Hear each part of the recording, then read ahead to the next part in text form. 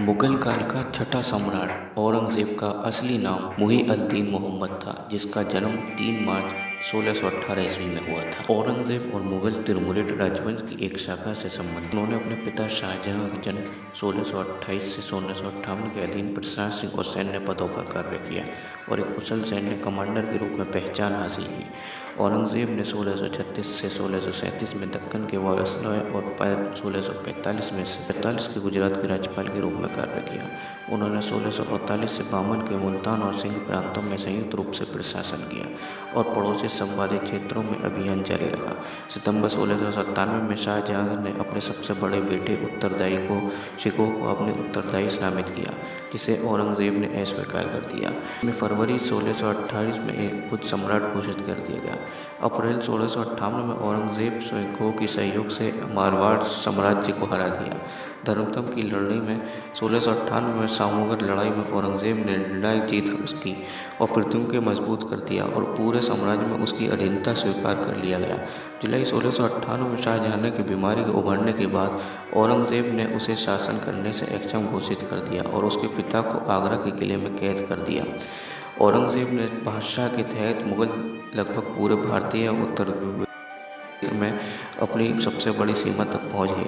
उनके शासनकाल में तेजी से अन्य विस्तार में अवधि देखी गई, जिसमें कई राजवंशों और राज्यों में मुगलों का उखाड़ फेंका गया। उसकी विजय ने उन्होंने उसकी उपाधि आलमगीर विजेता की प्राप्त हुई। मुगलों ने इस दुनिया का सबसे बड़ी अर्थव्यवस्था और सबसे बड़ी विनाशकारी शक्ति के रूप में किंग चीन को भी पीछे छोड़ दिया था।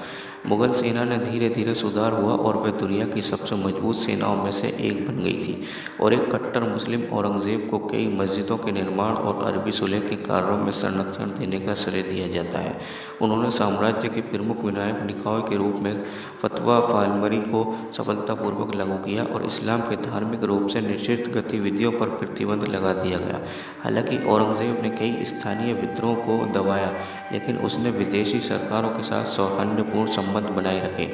औरंगज़ेब सबसे पहले समय तक शासन करने के लिए वाला मुगल सम्राट था। उसका साम्राज्य भी भारतीय इतिहास से सबसे बड़ी साम्राज्यों में एक है, हालांकि उसके साम्राज्य की एक जटिल विरासत है। उसके आलोचक और गैर मुसलमानों के खिलाफ उनके कार्यों और इस्लाम के बारे में उनकी रूढ़िवादी के दृष्टिकोण का हवाला देते हुए तर्क देते हैं कि उन्होंने पहले एक मुगल सम्राट के बहुलवान सहिष्णुता की विचार में त्याग दिया। हालांकि अन्य लोग इन दावों को खारिज करते हैं। ये तर्क देते हैं कि उन्हें हिंदुओं, सिखों और मुसलमानों के खिलाफ कट्टरता का विरोध किया और उन्होंने अपने पूर्वता के तुरंत शाही का नौकरशाही में काफ़ी अधिक हिंदुत्व नेतृत्व किया। के बाद अधिक अशुभ सैन्य भागीदारी हुई, क्योंकि औरंगज़ेब को मुल्तान और सिंध का गवर्नर नियुक्त किया गया था।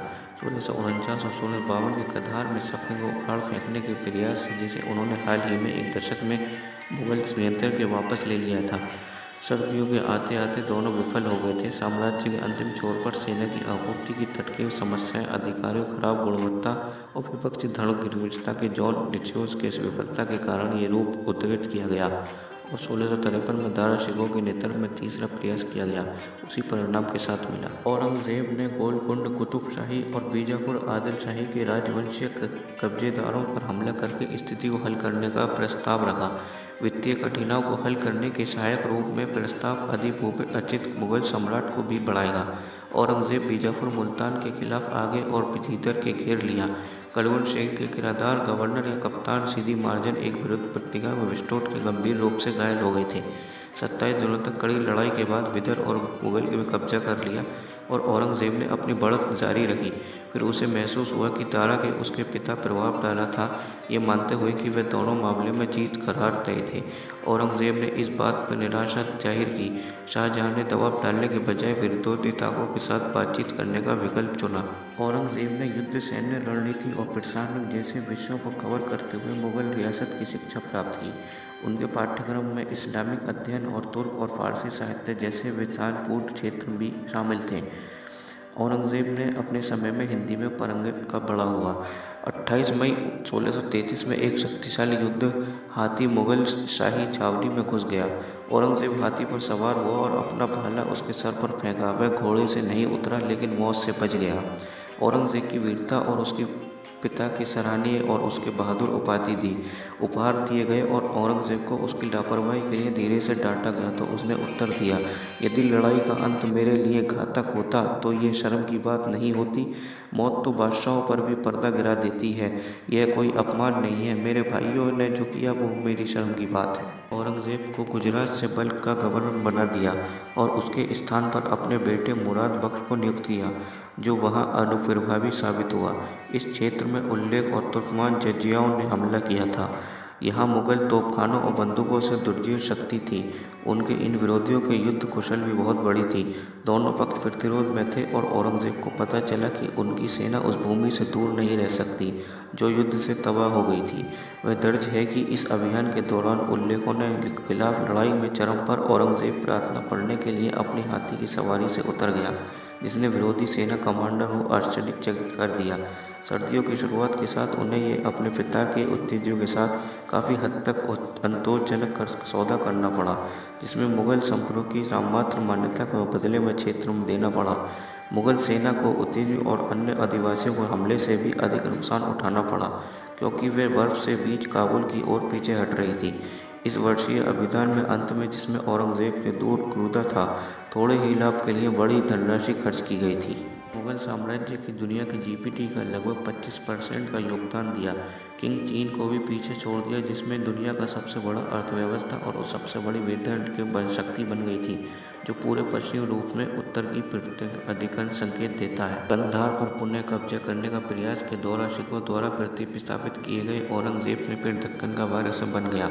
औरंगजेब को इसी बात का अफसोस हुआ। उसने महसूस किया कि सिखों ने अपने हितों की पूर्ति के लिए स्थिति में हेराफेरी की थी। उनकी वापसी में परिणाम स्वरूप औरंगजेब के जहांगीरों में वहां स्थानीय स्थापित कर दी गई, क्योंकि दक्कन एक अपेक्षित क्षेत्र था जिसमें एक आर्थिक रूप से नुकसान हुआ। यह क्षेत्र इतना गरीब था कि प्रशासन को बनाए रखने के लिए मालवा और गुजरात से अनुदान की आवश्यकता थी, और इस स्थिति के कारण पिता और पुत्र के बीच मुटाव रहता था। और शाहजहां जोर देकर कहा कि अगर औरंगजेब खेती को विकसित करने का प्रयास करे तो बेहतर हो सकती है। औरंगाबाद में औरंगजेब ने उत्तर में स्थापित किया और जब राजेश पिरानी को दक्कन प्रदेश के मुर्शिद खान की और विस्तृत करने के लिए मुर्शिद कुली खान की। इसी वर्ष 1637 में औरंगजेब को बागलाना में छोटे राजपूत साम्राज्य का कब्जा करने का प्रभार सौंपा गया, जिसे उसने आसानी से किया। 1638 में औरंगजेब ने नवाब से शादी की, जिसे बाद में रहमत अली निसा के नाम से जाना गया। उसी वर्ष औरंगजेब ने दमन में पुर्तगाली तटीय किले को अपने अधीन करने के लिए एक सेना भेजी। हालांकि उसकी सेना को कड़े प्रतिरोध सामना करना पड़ा। अंत में घेराबंदी के बाद उन्हें खदेड़ दिया गया। किसी समय औरंगजेब ने औरंगाबाद महल में शादी की और सक्रिय और चर्चित थी। जून 1626 में अपने पिता के असफल विद्रोह के बाद 8 वर्षीय औरंगजेब और उसके भाई द्वारा सिखों को उनके पिता के क्षमा के रूप में उनके दादा जहांगीर और उनकी पत्नी नूरजहां के बंधकों के रूप में लाहौर में मुगल दरबार में भेज दिया गया। औरंगजेब को दक्कन का वायसराय नियुक्त किया गया था। निजाम शाही बालक राजकुमार मुर्तजा शाह ने शासनकाल के दौरान अहमदनगर के चिंताजनक विस्तार से शाहजहां के जहांगीराबाद तबाह हो गए थे। सम्राट ने औरंगजेब को भेजा, जो 1636 में लाया। निजाम राजवंश का अंत 1637 में औरंगजेब सिपाही राजकुमारी दिलसीर बानो ने शादी की, जिसे महाराणा प्रताप उत्तराधिकारी नाम से जाना जाता है। वह उनकी पत्नी मुख्य पत्नी के साथ उनकी पसंदीदा भी थी। उनके साथ दासी हीराबाई ने भी मोह था, जिसकी अल्पायु मृत्यु के बाद बहुत प्रभाव पड़ा। बुढ़ापे में अपनी पत्नी उत्तराधिकारी महल के आकर्षण में थे। बाद वाला पूरा दुष्यंत सिखों में साथी था। इतिहासकारों ने इसकी व्याख्या करके भाइयों के विरुद्ध एक अन्यायपूर्ण अपमान के रूप में की है। शुजा में भी हाथी का सामना किया था और अपने भाले से घायल कर दिया था। उनकी सहायता के लिए अपने लिए बहुत दूर था। 3 दिन बाद औरंगजेब 15 वर्ष का हो गया।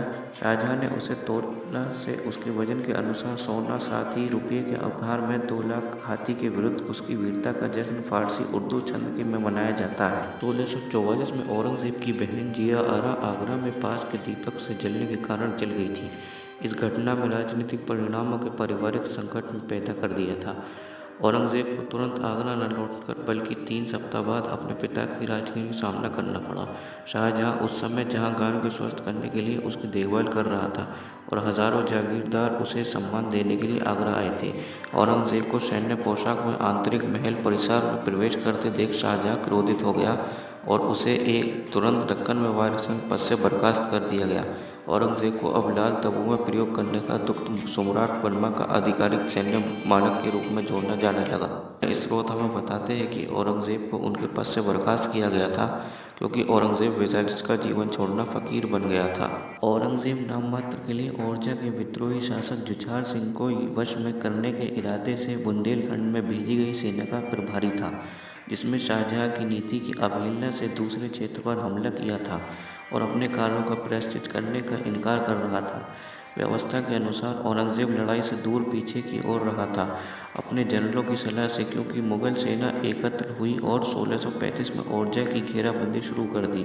अभियान सफल रहा और सिंह की सत्ता हटा दिया गया था। गुजरात का राज्यपाल 1645 में उनको 7 महीने के लिए अदालत से प्रतिबंधित किया गया और उन्हें सीधा मुगल कमांडर में अपना दुख बताया। इसके बाद शाहजहां ने उन्हें गुजरात का राज्यपाल नियुक्त किया। गुजरात में उनका शासन धार्मिक विवादों से भरा रहा, लेकिन स्थिरता लाने के लिए उन्हें पुरस्कृत किया गया। औरंगज़ेब ने शाही नौकरशाही के उसके पूर्ववर्तियों की तुलना में काफ़ी अधिक हिंदुओं को रोजगार दिया। 1679 से 1707 ईस्वी में मुगल प्रशासक हिंदू अधिकारियों की संख्या आधी हो गई, जो मुगल कुलाधीन के 31% थी। मुगल काल के सबसे अधिक उसमें से कई मराठा और राजपूत थे। उनके राजनीतिक सहयोग थे। हालांकि औरंगज़ेब ने उच्च पद पर उतरे को इस्लाम अपनाने के लिए प्रोत्साहित किया। औरंगज़ेब एक रूढ़िवादी मुसलमान शासक था। अपने 3 पूर्ववर्ती नीतियों के बाद उन्होंने अपने शासनकाल में इस्लाम को एक प्रमुख शक्ति बनाने का प्रयास किया। हालांकि इन प्रयासों ने उनकी ताकतों को संघर्ष में ले लिया था, जो इस उपनिवेश का विरोध कर रहे थे। औरंगज़ेब मुद्दीन आदेश अनुयायी और पंजाब संत सहमद सरहिंद के बेटे का शिष्य था। उन्होंने उनके निर्देश और प्रेरणा के अनुसार इस्लामिक शासन को स्थापित करने का प्रयास किया। शेख मोहम्मद इकराम ने कहा कि कश्मीर से लौटने के बाद औरंगज़ेब ने 1643 में सती प्रथा का प्रतिबंध लगाने का आदेश जारी किया। एक हिंदू प्रथा थी जिसमें किसी विधवा को उसके पति के साथ निधन पर जला दिया जाता था। इकराम ने दर्ज किया कि औरंगज़ेब ने फरमान जारी किया कि मुगल नियंत्रण वाले सभी देशों में अधिकारियों को फिर कभी किसी महिला को जलाने की अनुमति नहीं देनी चाहिए। इकराम कहते हैं कि हालांकि औरंगज़ेब ने आदेशों को अधिकारियों को रिश्वत देकर टाला जा सकता था, लेकिन उसके बाद यूरोपीय यात्रियों ने दर्ज किया कि मुगल सम्राट ने सती प्रथा बहुत अच्छी नहीं थी और सती प्रथा बहुत दुर्लभ थी। सिवाय कुछ राजा पत्नियों के उनको भारतीय महिलाओं जला देती थीं, बिल्कुल औरंगज़ेब के शासन में अंत तक। इतिहासकार कैथलीन ब्राउन ने कहा कि ऐतिहासिक सटीकता की परवाह किए बिना औरंगज़ेब ने लोकप्रिय कल्पना में राजनीतिक धार्मिक कर्तृत्व और दमन के सूचक के रूप में कार्य करती प्रतीत होती है। ये विषय आधुनिक समय में भी लोकप्रिय रूप से अस्वीकार किया जा सकता है। साथ ही गूंज उठा कि उनके इरादा बुद्धिमान युद्ध को नष्ट करने का और राजनीतिक और धार्मिक रूढ़िवादियों के रूप में। औरंगज़ेब ने अपनी राजकुमारों के बाद अपनी पूर्ववर्तियों का निरपेक्ष धार्मिक दृष्टिकोण पालन नहीं करने का फैसला किया। उन्होंने रिश्तेदारों की फारसी अवधारणा फर्म अजज को उल्लेख नहीं किया और अपने शासन में राजसत्ता की कुरान की अवधारणा पर आधारित किया। शाहजहां पहले ही अकबर की उद्दंड कर दूर चला गया था, हालांकि हिंदू धर्म को दबाने के इरादे से नहीं बल्कि सांकेतिक तरीके से, और औरंगज़ेब ने बदलाव को और भी आगे बढ़ाया। हालांकि आस्था के अकबर, जहांगीर और शाहजहां का दृष्टिकोण साम्राज्य के संस्थापक बाबर की तुलना में अधिक सामान्यवाद था, लेकिन औरंगज़ेब में स्थिति इतनी स्पष्ट नहीं थी। शरिया और एक और जोर आगरे में साथ प्रतिस्पर्धा करता था। ये सीधे तौर पर टकराव में था। तजमीम निरपेक्ष में आदेश जारी स्थान ले जा सकते थे। 1658 में मुग़ल काजी ने ताज पहनने से इनकार कर दिया। अपने पिता और भाइयों के खिलाफ उनके कारणों में लोकप्रिय विरोध के कारण औरंगज़ेब ने खुद शरिया को सख्त रूप में पेश करने की राजनीतिक आवश्यकता थी। व्यापक आदेशों और नीतियों के दावे के बावजूद विरोधी विरोध में इतिहासकार कैथलीन ब्राउन तर्क करते हैं कि औरंगज़ेब ने कभी भी संगीत पर पूर्ण प्रतिबंध नहीं लगाया। उन्होंने कई सौ न्यायवाद के नाम पर कानूनी। मुगल काल का छठा सम्राट औरंगज़ेब का असली नाम मुही अल दीन मोहम्मद था, जिसका जन्म 3 मार्च 1618 ईस्वी में हुआ था। औरंगजेब और मुगल तिरमुरिद राजवंश की एक शाखा से संबंधित उन्होंने अपने पिता शाहजहां का जन्म 1628 से 1658 के अधीन प्रशासनिक और सैन्य पदों पर कार्य किया और एक कुशल सैन्य कमांडर के रूप में पहचान हासिल की। औरंगजेब ने 1636 से 1637 में दक्कन के वायसरॉय और 1645 में से 45 के गुजरात के राज्यपाल के रूप में कार्य किया। उन्होंने 1648 से 52 के मुल्तान और सिंध प्रांतों में संयुक्त रूप से प्रशासन किया और पड़ोसी संवादी क्षेत्रों में अभियान जारी रखा। सितंबर 1697 में शाहजहां ने अपने सबसे बड़े बेटे उत्तरदायी को शिकोह को अपने उत्तरदायी नामित किया, जिसे औरंगजेब ने अस्वीकार कर दिया। फरवरी 1628 में एक खुद सम्राट घोषित कर दिया गया। अप्रैल 1658 में औरंगजेब शिकोह के सहयोग से मारवाड़ साम्राज्य को हरा दिया। धर्मतम की लड़ाई में 1698 में सामूहिक लड़ाई में औरंगजेब ने निर्णायक जीत की और पृथ्वी को मजबूत कर दिया और पूरे साम्राज्य में उसकी अधीनता स्वीकार कर लिया गया। जुलाई 1698 में शाहजहां की बीमारी के उभरने के बाद औरंगजेब ने उसे शासन करने से अक्षम घोषित कर दिया और उसके पिता को आगरा के किले में कैद कर दिया। औरंगजेब ने बादशाह के तहत मुगल लगभग पूरे भारतीय उत्तर में अपनी सबसे बड़ी सीमा तक पहुंच गए।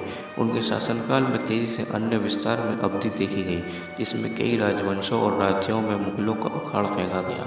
उसकी विजय ने उन्होंने उसकी उपाधि आलमगीर विजेता की प्राप्त हुई। मुगलों ने इस दुनिया का सबसे बड़ी अर्थव्यवस्था और सबसे बड़ी विनाशकारी शक्ति के रूप में किंग चीन को भी पीछे छोड़ दिया था। मुगल सेना में धीरे धीरे सुधार हुआ और वह दुनिया की सबसे मजबूत सेनाओं में से एक बन गई थी और एक कट्टर मुस्लिम औरंगजेब को कई मस्जिदों के निर्माण और अरबी सुलह के कार्यों में संरक्षण देने का श्रेय दिया जाता है। उन्होंने साम्राज्य के प्रमुख विनायक निकाय के रूप में फतवा फालमरी को सफलतापूर्वक लागू किया और इस्लाम के धार्मिक रूप से निषिद्ध गतिविधियों पर प्रतिबंध लगा दिया गया। हालांकि औरंगजेब ने कई स्थानीय विद्रोह को दबाया, लेकिन उसने विदेशी सरकारों के साथ सौहार्दपूर्ण संबंध बनाए रखे। औरंगजेब सबसे पहले समय तक शासन करने के लिए वाला मुगल सम्राट था। उसका साम्राज्य भी भारतीय इतिहास से सबसे बड़ी साम्राज्यों में एक है। हालांकि उसके साम्राज्य एक जटिल विरासत है। उसके आलोचक और गैर मुसलमानों के खिलाफ उनके कार्यों और इस्लाम के बारे में उनकी रूढ़िवादी के दृष्टिकोण का हवाला देते हुए तर्क देते हैं कि उन्होंने पहले एक मुगल सम्राट के बाहुल्यवान सहिष्णुता की विचार में त्याग दिया। हालांकि अन्य लोग इन दावों को खारिज करते हैं। ये तर्क देते हैं कि उन्हें हिंदुओं, सिखों और मुसलमानों के खिलाफ कट्टरता का विरोध किया और उन्होंने अपने पूर्वता के तुरंत शाही का नौकरशाही में काफ़ी अधिक हिंदुत्व नेतृत्व किया।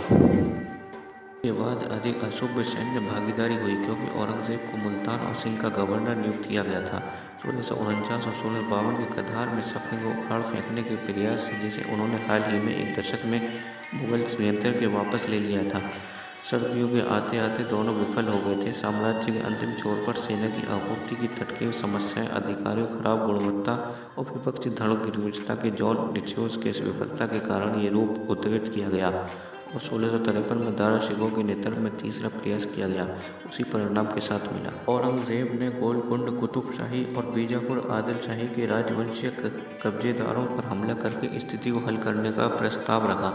वित्तीय कठिनाइयों को हल करने के सहायक रूप में प्रस्ताव अधिभूपि अर्जित मुगल सम्राट को भी बढ़ाएगा। औरंगजेब बीजापुर, मुल्तान के खिलाफ आगे और भीतर के घेर लिया। कलवुन शहर के किरादार गवर्नर या कप्तान सीधी मार्जिन एक विरुद्ध पट्टिका में विस्फोट के गंभीर रूप से घायल हो गए थे। 27 दिनों तक कड़ी लड़ाई के बाद विदर्भ और मुगल में कब्जा कर लिया और औरंगजेब ने अपनी बढ़त जारी रखी। फिर उसे महसूस हुआ कि दारा के उसके पिता प्रभाव डाला था, ये मानते हुए कि वे दोनों मामले में जीत करार तय थे। औरंगजेब ने इस बात पर निराशा जाहिर की। शाहजहां ने दबाव डालने के बजाय विरोधी ताकतों के साथ बातचीत करने का विकल्प चुना।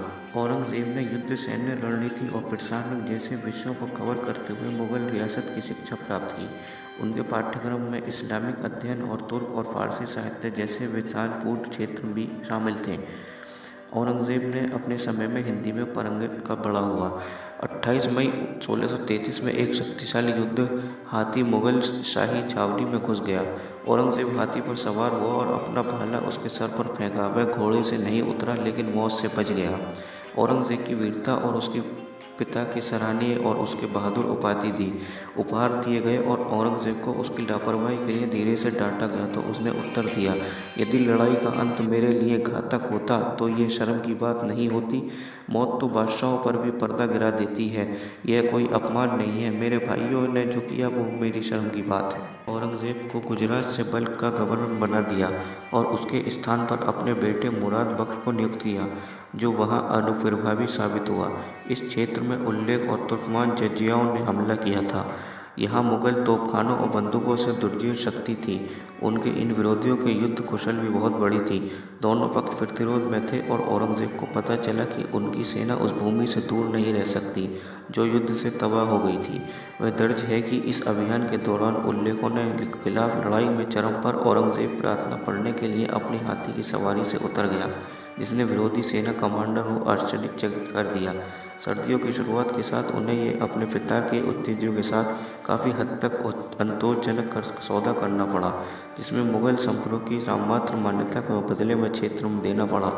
मुगल सेना को उत्तेजों और अन्य आदिवासियों को हमले से भी अधिक नुकसान उठाना पड़ा, क्योंकि वे बर्फ से बीच काबुल की ओर पीछे हट रही थी। इस वर्षीय अभियान में अंत में, जिसमें औरंगजेब ने दूर क्रूरता था, थोड़े ही लाभ के लिए बड़ी धनराशि खर्च की गई थी। मुगल साम्राज्य की दुनिया की जीडीपी का लगभग 25% का योगदान दिया। किंग चीन को भी पीछे छोड़ दिया, जिसमें दुनिया का सबसे बड़ा अर्थव्यवस्था और सबसे बड़ी वितरण शक्ति बन गई थी, जो पूरे पश्चिमी रूप में उत्तर की अधिकरण संकेत देता है। कंधार पर पुनः कब्जा करने का प्रयास के दौरान सिखों द्वारा प्रतिस्थापित किए गए औरंगजेब में फिर दक्कन का वारिस बन गया। औरंगजेब को इसी बात का अफसोस हुआ। उसने महसूस किया कि सिखों ने अपने हितों की पूर्ति के लिए स्थिति में हेराफेरी की थी। उनकी वापसी में परिणाम स्वरूप औरंगजेब के जहांगीरों में वहां स्थानीय स्थगित कर दी गई, क्योंकि दक्कन एक अपेक्षित क्षेत्र था जिसमें एक आर्थिक रूप से नुकसान हुआ। यह क्षेत्र इतना गरीब था कि प्रशासन को बनाए रखने के लिए मालवा और गुजरात से अनुदान की आवश्यकता थी, और इस स्थिति के कारण पिता और पुत्र के बीच मतभेद रहता था। और शाहजहां जोर देकर कहा कि अगर औरंगजेब खेती को विकसित करने का प्रयास करे तो बेहतर हो सकती है। औरंगाबाद में औरंगजेब ने उत्तर में स्थापित किया और जब राजेश पिरानी को दक्कन प्रदेश के मुर्शिद खान की और विस्तृत करने के लिए मुर्शिद कुली खान की। वर्ष 1637 में औरंगजेब को बागलाना में छोटे राजपूत साम्राज्य का कब्जा करने का प्रभार सौंपा गया, जिसे उसने आसानी से किया।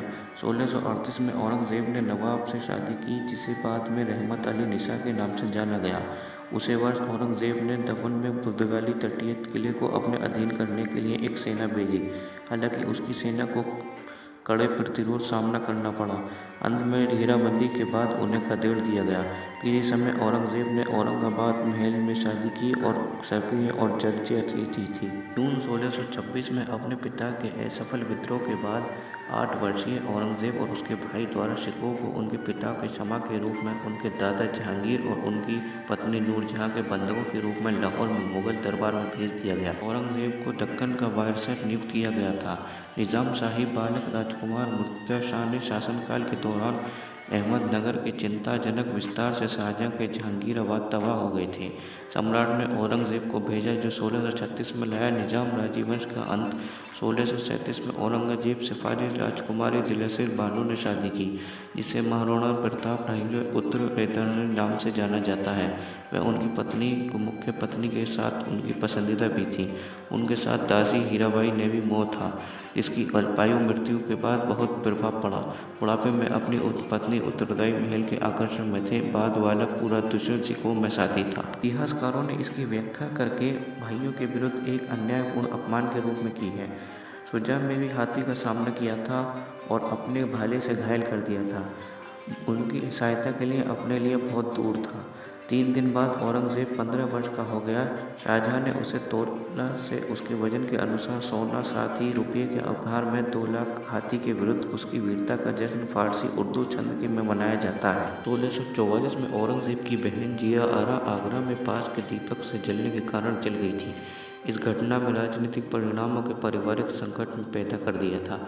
औरंगजेब को तुरंत आगरा न लौटकर बल्कि 3 सप्ताह बाद अपने पिता की राजकीय का सामना करना पड़ा। शाहजहां उस समय जहांगीर को स्वस्थ करने के लिए उसकी देखभाल कर रहा था और हजारों जागीरदार उसे सम्मान देने के लिए आगरा आए थे। औरंगजेब को सैन्य पोशाक में आंतरिक महल परिसर में प्रवेश करते देख शाहजहां क्रोधित हो गया और उसे एक तुरंत दक्कन में वायरस पद से बर्खास्त कर दिया गया। औरंगजेब को अब लाल तंबू में प्रयोग करने का दुख सम्राट वर्मा का आधिकारिक सैन्य मानक के रूप में जोड़ा जाने लगा। यह स्रोत हमें बताते हैं कि औरंगजेब को उनके पद से बर्खास्त किया गया था क्योंकि औरंगजेब विजातिज का जीवन छोड़ना फकीर बन गया था। औरंगजेब नाम मात्र के लिए ओरछा के विद्रोही शासक जुझार सिंह को वश में करने के इरादे से बुंदेलखंड में भेजी गई सेना का प्रभारी था, जिसमें शाहजहां की नीति की अवहेलना से दूसरे क्षेत्र पर हमला किया था और अपने कार्यों का प्रायश्चित करने का इनकार कर रहा था। व्यवस्था के अनुसार औरंगजेब लड़ाई से दूर पीछे की ओर रहा था अपने जनरलों की सलाह से, क्योंकि मुगल सेना एकत्र हुई और 1635 में ओरछा की घेराबंदी शुरू कर दी। अभियान सफल रहा और सिंह की सत्ता हटा दिया गया था। गुजरात का राज्यपाल 1645 में उनको 7 महीने के लिए अदालत से प्रतिबंधित किया गया और उन्हें सीधा मुगल कमांडर में अपना दुख बताया। इसके बाद शाहजहां ने उन्हें गुजरात का राज्यपाल नियुक्त किया। गुजरात में उनका शासन धार्मिक विवादों से भरा रहा, लेकिन स्थिरता लाने के लिए उन्हें पुरस्कृत किया गया। औरंगजेब ने शाही नौकरशाही के उसके पूर्ववर्तियों की तुलना में काफ़ी अधिक हिंदुओं को रोजगार दिया। 1679 से 1707 ईस्वी में मुगल प्रशासक हिंदू अधिकार की संख्या आधी हो गई, जो मुगल कुलाधीन के 31% थी। मुगल काल के सबसे अधिक उसमें से कई मराठा और राजपूत थे। उनके राजनीतिक सहयोग थे। हालांकि औरंगजेब ने उच्च पद पर उतरे को इस्लाम अपनाने के लिए प्रोत्साहित किया। औरंगजेब एक रूढ़िवादी मुसलमान शासक था। अपने 3 पूर्ववर्ती नीतियों के बाद उन्होंने अपने शासनकाल में इस्लाम को एक प्रमुख शक्ति बनाने का प्रयास किया। हालांकि इन प्रयासों ने उनकी ताकतों को संघर्ष में ले लिया था, जो इस उपनिवेश का विरोध कर रहे थे। औरंगजेब मुद्दगिर आदेश अनुयायी और पंजाब संत सहमद सरहिंद के बेटे का शिष्य था। उन्होंने उनके निर्देश और प्रेरणा के अनुसार इस्लामिक शासन को स्थापित करने का प्रयास किया। शेख मोहम्मद इकराम ने कहा कि कश्मीर से लौटने के बाद औरंगजेब ने 1683 में सती प्रथा का प्रतिबंध लगाने का आदेश जारी किया। एक हिंदू प्रथा थी जिसमें किसी विधवा को उसके पति के साथ निधन पर जला दिया जाता था। इकराम ने दर्ज किया कि औरंगजेब ने फरमान जारी किया कि मुगल नियंत्रण वाले सभी देशों में अधिकारियों को फिर कभी किसी महिला को जलाने की अनुमति नहीं देनी चाहिए। इकराम कहते हैं कि हालांकि औरंगजेब ने आदेशों को अधिकारियों को रिश्वत देकर टाला जा सकता था, लेकिन उसके बाद यूरोपीय यात्रियों ने दर्ज किया कि मुगल सम्राट ने सती प्रथा बहुत अच्छी नहीं थी और सती प्रथा बहुत दुर्लभ थी। सिवाय कुछ राजा पत्नियों के उनको भारतीय महिलाओं जला देती थीं, बिल्कुल औरंगजेब के शासन में अंत तक। इतिहासकार कैथलीन ब्राउन ने कहा कि ऐतिहासिक सटीकता की परवाह किए बिना औरंगजेब ने लोकप्रिय कल्पना में राजनीतिक धार्मिक कर्तृत्व और दमन के सूचक के रूप में कार्य करती प्रतीत होती है। ये विषय आधुनिक समय में भी लोकप्रिय रूप से अस्वीकार किया जा सकता है। साथ ही गूंज उठा कि उनके इरादा बुद्धिमान युद्ध को नष्ट करने का और राजनीतिक और धार्मिक रूढ़िवादियों के रूप में। औरंगजेब ने अपनी राजकुमारों के बाद अपनी पूर्ववर्तियों को निरपेक्ष धार्मिक दृष्टिकोण पालन नहीं करने का फैसला किया।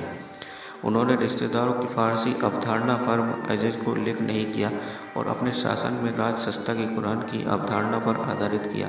शाहजहां पहले ही अकबर की उद्दंड कर दूर चला गया था, हालांकि हिंदू धर्म को दबाने के इरादे से नहीं बल्कि सांकेतिक तरीके से, और औरंगजेब ने बदलाव को और भी आगे बढ़ाया। हालांकि आस्था के अकबर जहांगीर और शाहजहां का दृष्टिकोण साम्राज्य के संस्थापक बाबर की तुलना में अधिक सामान्यवाद था, लेकिन औरंगजेब में स्थिति इतनी स्पष्ट नहीं थी। शरिया और एक और जोर आगरे में साथ प्रतिस्पर्धा करता था। ये सीधे तौर पर टकराव में था। तजमीम निरपेक्ष में आदेश जारी स्थान ले जा सकते थे। 1658 में मुख्य कागजी ने ताज पहनने से इनकार कर दिया। अपने पिता और भाइयों के खिलाफ उनके कारणों में लोकप्रिय विरोध के कारण औरंगजेब ने खुद शरिया को सख्त रूप में पेश करने की राजनीतिक आवश्यकता थी। व्यापक आदेशों और नीतियों के दावे के बावजूद विरोधी रिपोर्ट में इतिहासकार कैथलीन ब्राउन तर्क करते हैं कि औरंगजेब ने कभी भी संगीत पर पूर्ण प्रतिबंध नहीं लगाया। उन्होंने कई सौ न्यायवाद के नाम से कानूनी। मुगल काल का छठा सम्राट औरंगजेब का असली नाम मुही अल दीन मोहम्मद था, जिसका जन्म 3 मार्च 1618 ईस्वी में हुआ था। औरंगजेब और मुगल तिरमुरिड राजवंश की एक शाखा से संबंधित उन्होंने अपने पिता शाहजहां का जन्म 1628 से 1658 के अधीन प्रशासनिक और सैन्य पदों पर कार्य किया और एक कुशल सैन्य कमांडर के रूप में पहचान हासिल की। औरंगजेब ने 1636 से 1637 में दक्कन के वायसरॉय और 1645 में से 45 के गुजरात के राज्यपाल के रूप में कार्य किया। उन्होंने 1648 से 52 के मुल्तान और सिंध प्रांतों में संयुक्त रूप से प्रशासन किया और पड़ोसी संवादी क्षेत्रों में अभियान जारी रखा। सितंबर 1697 में शाहजहां ने अपने सबसे बड़े बेटे उत्तरदायी को शिकोह को अपने उत्तरदायी नामित किया, जिसे औरंगजेब ने अस्वीकार कर दिया। में फरवरी 1628 में एक खुद सम्राट घोषित कर दिया गया। अप्रैल 1658 में औरंगजेब शिकोह के सहयोग से मारवाड़ साम्राज्य को हरा दिया। धर्मतम की लड़ाई में 1698 में सामूहिक लड़ाई में औरंगजेब ने निर्णायक जीत हासिल की और पृथ्वी को मजबूत कर दिया और पूरे साम्राज्य में उसकी अधीनता स्वीकार कर लिया गया। जुलाई 1698 में शाहजहां की बीमारी के उभरने के बाद औरंगजेब ने उसे शासन करने से अक्षम घोषित कर दिया और उसके पिता को आगरा के किले में कैद कर दिया।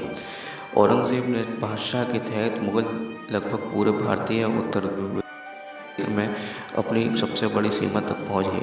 उनके शासनकाल में तेजी से अन्य विस्तार में अवधि देखी गई, जिसमें कई राजवंशों और राज्यों में मुगलों का उखाड़ फेंका गया। उसकी विजय ने उन्होंने उसकी उपाधि आलमगीर विजेता की प्राप्त हुई। मुगलों ने इस दुनिया का सबसे बड़ी अर्थव्यवस्था और सबसे बड़ी विनाशकारी शक्ति के रूप में किंग चीन को भी पीछे छोड़ दिया था। मुगल सेना में धीरे धीरे सुधार हुआ और वह दुनिया की सबसे मजबूत सेनाओं में से एक बन गई थी और एक कट्टर मुस्लिम औरंगजेब को कई मस्जिदों के निर्माण और अरबी सुलह के कार्यों में संरक्षण देने का श्रेय दिया जाता है। उन्होंने साम्राज्य के प्रमुख विनायक निकाय के रूप में फतवा फालमरी को सफलतापूर्वक लागू किया और इस्लाम के धार्मिक रूप से निषिद्ध गतिविधियों पर प्रतिबंध लगा दिया गया। हालांकि औरंगजेब ने कई स्थानीय विद्रोह को दबाया, लेकिन उसने विदेशी सरकारों के साथ सौहार्दपूर्ण संबंध बनाए रखे। औरंगजेब सबसे पहले समय तक शासन करने के लिए वाला मुगल सम्राट था। उसका साम्राज्य भी भारतीय इतिहास से सबसे बड़ी साम्राज्यों में एक है, हालांकि उसके साम्राज्य एक जटिल विरासत है। उसके आलोचक और गैर मुसलमानों के खिलाफ उनके कार्यों और इस्लाम के बारे में उनकी रूढ़िवादी के दृष्टिकोण का हवाला देते हुए तर्क देते हैं कि उन्होंने पहले एक मुगल सम्राट के बाहुल्यवान सहिष्णुता की विचार में त्याग दिया। हालांकि अन्य लोग इन दावों को खारिज करते हैं। ये तर्क देते हैं कि उन्हें हिंदुओं, सिखों और मुसलमानों के खिलाफ कट्टरता का विरोध किया और उन्होंने अपने पूर्वता के तुरंत शाही का नौकरशाही में काफ़ी अधिक हिंदुत्व नेतृत्व किया। के बाद अधिक अशुभ सैन्य भागीदारी हुई, क्योंकि औरंगजेब को मुल्तान और सिंध का गवर्नर नियुक्त किया गया था। 1649 और 1652 के कधार में सफ़ी को उखाड़ फेंकने के प्रयास से, जिसे उन्होंने हाल ही में एक दशक में मुगल नियंत्रण के वापस ले लिया था, सर्दियों के आते आते दोनों विफल हो गए थे। साम्राज्य के अंतिम छोर पर सेना की आपूर्ति की तटकीय समस्याएं, अधिकारियों खराब गुणवत्ता और विपक्षी धड़ गिरमिटता के जॉन निक्सोन के विफलता के कारण ये रूप उद्धृत किया गया और 1653 में दारा शिकोह के नेतृत्व में तीसरा प्रयास किया गया, उसी परिणाम के साथ मिला। औरंगजेब ने गोलकुंड, कुतुब शाही और बीजापुर आदिल शाही के राजवंशीय कब्जेदारों पर हमला करके स्थिति को हल करने का प्रस्ताव रखा। वित्तीय कठिनाइयों को हल करने के सहायक रूप में प्रस्ताव अधिभूपि अर्चित मुगल सम्राट को भी बढ़ाएगा। औरंगजेब बीजापुर मुल्तान के खिलाफ आगे और भीतर के घेर लिया। कड़वन शेख के किरादार गवर्नर या कप्तान सीधी मार्जन एक विरुद्ध प्रतिज्ञा में विस्फोट के गंभीर रूप से घायल हो गए थे। 27 दिनों तक कड़ी लड़ाई के बाद विदर और मुगल में कब्जा कर लिया और औरंगजेब ने अपनी बढ़त जारी रखी। फिर उसे महसूस हुआ कि दारा के उसके पिता प्रभाव डाला था, ये मानते हुए कि वे दोनों मामले में जीत करार तय थे। औरंगजेब ने इस बात पर निराशा जाहिर की। शाहजहां ने दबाव डालने के बजाय विरोधी ताकतों के साथ बातचीत करने का विकल्प चुना। औरंगजेब ने युद्ध, सैन्य रणनीति और प्रशासन जैसे विषयों को कवर करते हुए मुगल रियासत की शिक्षा प्राप्त की। उनके पाठ्यक्रम में इस्लामिक अध्ययन और तुर्क और फारसी साहित्य जैसे विद्वानपूर्ण क्षेत्र भी शामिल थे। औरंगजेब ने अपने समय में हिंदी में पारंगत का बड़ा हुआ। 28 मई 1633 में एक शक्तिशाली युद्ध हाथी मुगल शाही छावनी में घुस गया। औरंगजेब हाथी पर सवार हुआ और अपना भाला उसके सर पर फेंका। वह घोड़े से नहीं उतरा, लेकिन मौत से बच गया। औरंगजेब की वीरता और उसकी पिता के सराहनीय और उसके बहादुर उपाधि दी उपहार दिए गए और औरंगजेब को उसकी लापरवाही के लिए धीरे से डांटा गया तो उसने उत्तर दिया, यदि लड़ाई का अंत मेरे लिए घातक होता तो ये शर्म की बात नहीं होती। मौत तो बादशाहों पर भी पर्दा गिरा देती है, यह कोई अपमान नहीं है। मेरे भाइयों ने जो किया वो मेरी शर्म की बात है। औरंगजेब को गुजरात से बल्ख का गवर्नर बना दिया और उसके स्थान पर अपने बेटे मुराद बख्श को नियुक्त किया, जो वहां अनुप्रभावी साबित हुआ। इस क्षेत्र में उल्लेख और तुर्कमान जजियाओं ने हमला किया था। यहाँ मुगल तोपखानों और बंदूकों से दुर्जेय शक्ति थी। उनके इन विरोधियों की युद्ध कुशल भी बहुत बड़ी थी। दोनों पक्ष प्रतिरोध में थे और औरंगजेब को पता चला कि उनकी सेना उस भूमि से दूर नहीं रह सकती जो युद्ध से तबाह हो गई थी। वह दर्ज है कि इस अभियान के दौरान उल्लेखों ने खिलाफ लड़ाई में चरम पर औरंगजेब प्रार्थना पढ़ने के लिए अपनी हाथी की सवारी से उतर गया, जिसने विरोधी सेना कमांडर को आश्चर्यचकित कर दिया।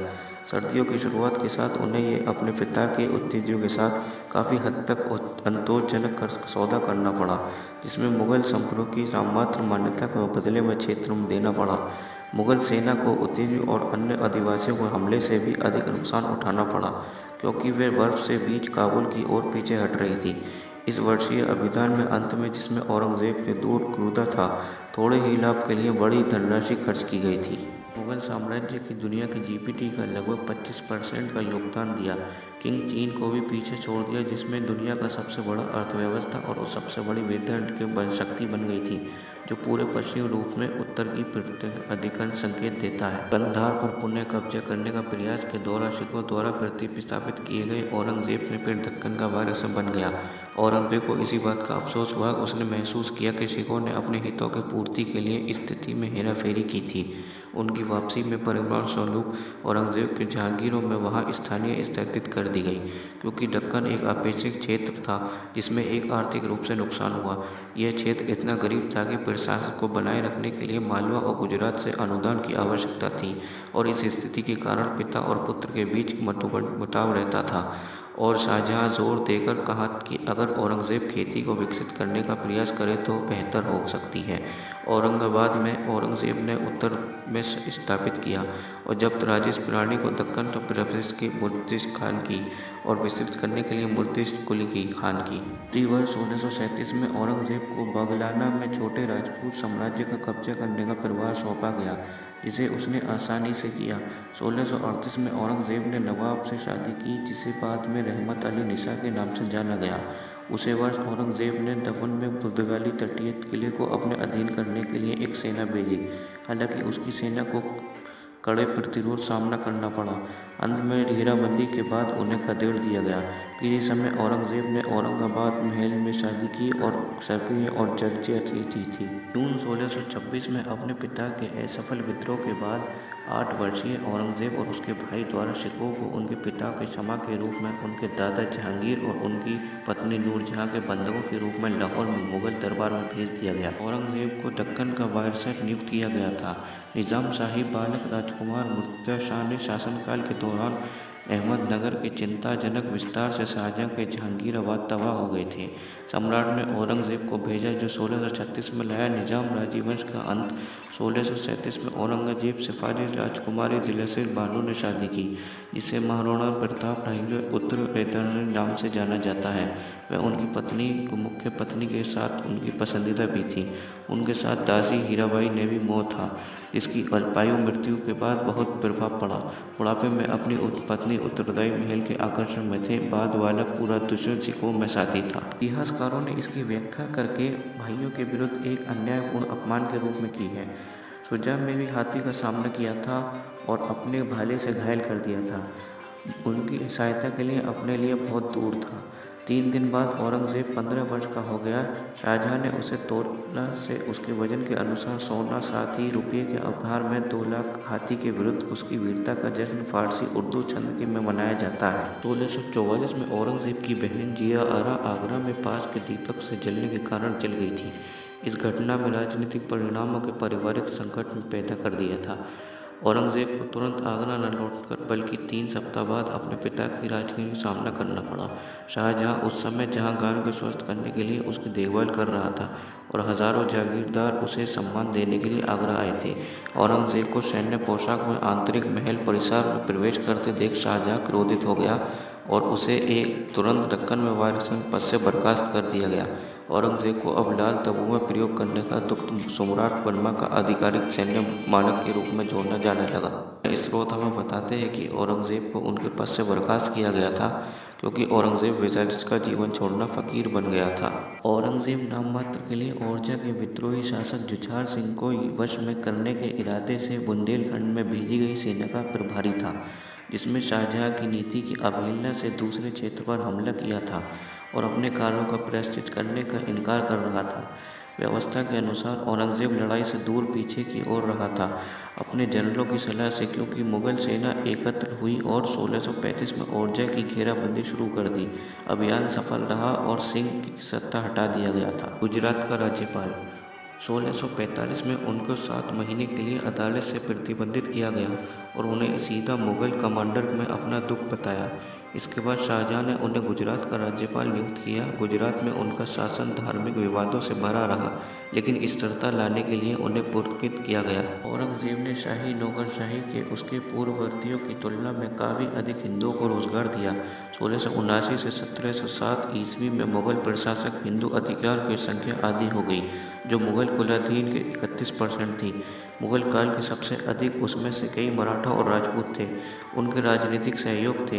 हालांकि औरंगजेब ने उच्च पद पर उतरे को इस्लाम अपनाने के लिए प्रोत्साहित किया। औरंगजेब एक रूढ़िवादी मुसलमान शासक था। अपने 3 पूर्ववर्ती नीतियों के बाद उन्होंने अपने शासनकाल में इस्लाम को एक प्रमुख शक्ति बनाने का प्रयास किया।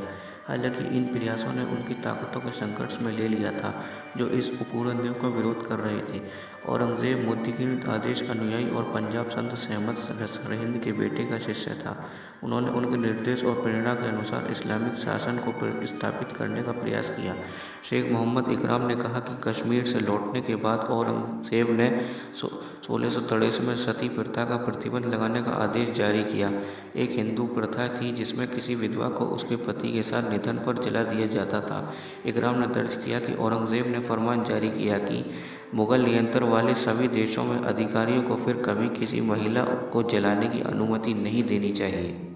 इकराम कहते हैं कि हालांकि औरंगजेब ने आदेशों को अधिकारियों को रिश्वत देकर टाला जा सकता था, लेकिन उसके बाद यूरोपीय यात्रियों ने दर्ज किया कि मुगल सम्राट ने सती प्रथा बहुत अच्छी नहीं थी और सती प्रथा बहुत दुर्लभ थी। सिवाय कुछ राजा पत्नियों के उनको भारतीय महिलाओं जला देती थीं, बिल्कुल औरंगजेब के शासन में अंत तक। इतिहासकार कैथलीन ब्राउन ने कहा कि ऐतिहासिक सटीकता की परवाह किए बिना औरंगजेब ने लोकप्रिय कल्पना में राजनीतिक धार्मिक कर्तव्यता और दमन के सूचक के रूप में कार्य करती प्रतीत होती है। ये विषय आधुनिक समय में भी लोकप्रिय रूप से अस्वीकार किया जा सकता है।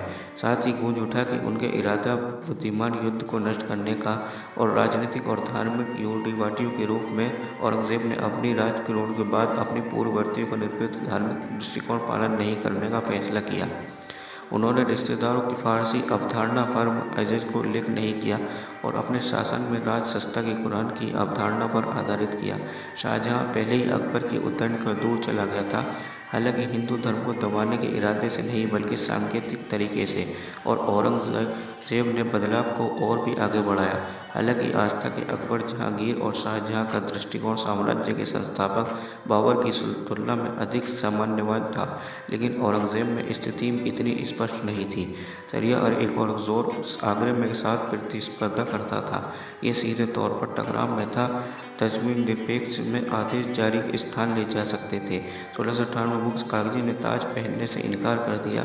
अपने पिता और भाइयों के खिलाफ उनके कार्यों में लोकप्रिय विरोध के कारण औरंगजेब ने खुद शरिया को सख्त रूप में पेश करने की राजनीतिक आवश्यकता थी। व्यापक आदेशों और नीतियों के दावे के बावजूद विरोधी विरोध में ऐतिहासिक कैथलीन ब्राउन तर्क करते हैं कि औरंगजेब ने कभी भी संगीत पर पूर्ण प्रतिबंध नहीं लगाया। उन्होंने कई सौ न्यायवाद के नाम पर कानूनी